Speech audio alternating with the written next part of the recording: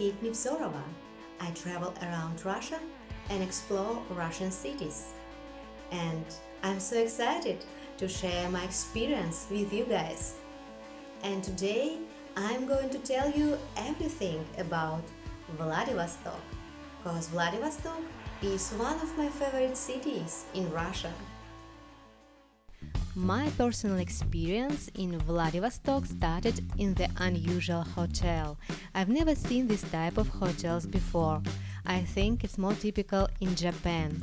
Fortunately, the capsule was comfortable for me. I could sit there without any problems and slept very well.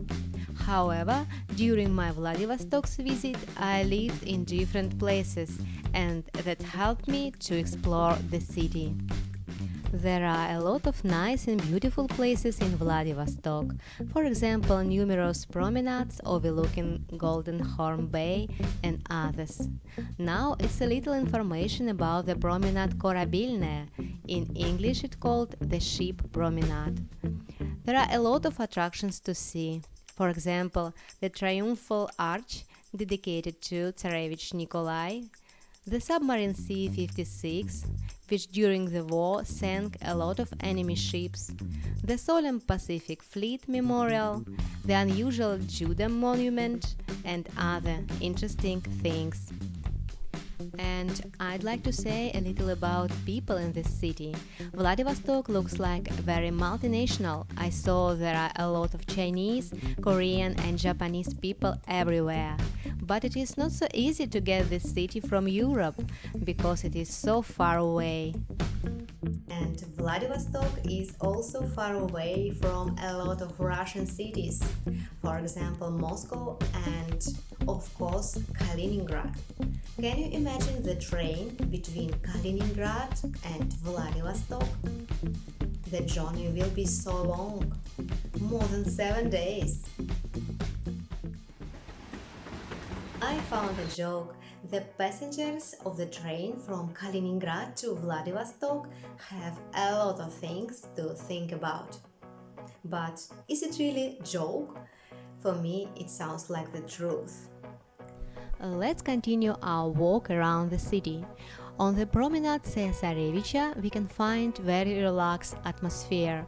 The name of the promenade is also dedicated to Tsarevich Nikolai, which attended the lane of the dog in the territory of mechanical workshops.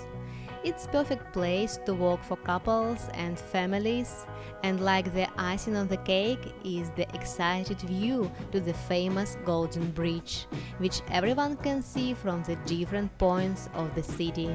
Another good place to walk is located near to the harbor Sportivnaya, and the fountain there looks very nice. By the way, the name Sportivnaya in English means sports.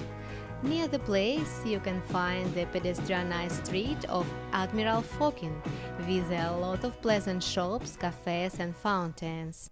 But the interesting places are located not only in Vladivostok.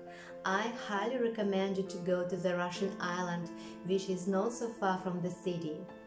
Russian island is huge, approximately 100 square kilometers.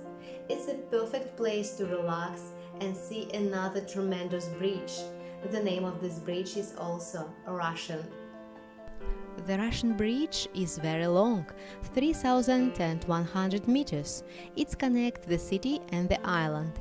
It's forbidden to go through the bridge by foot, but you can take a bus or a car to get to the island.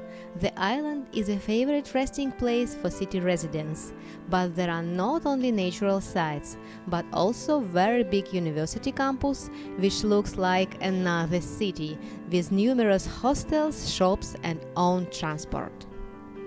Also in Russian island you can find a very interesting Oceanarium, which has a huge size.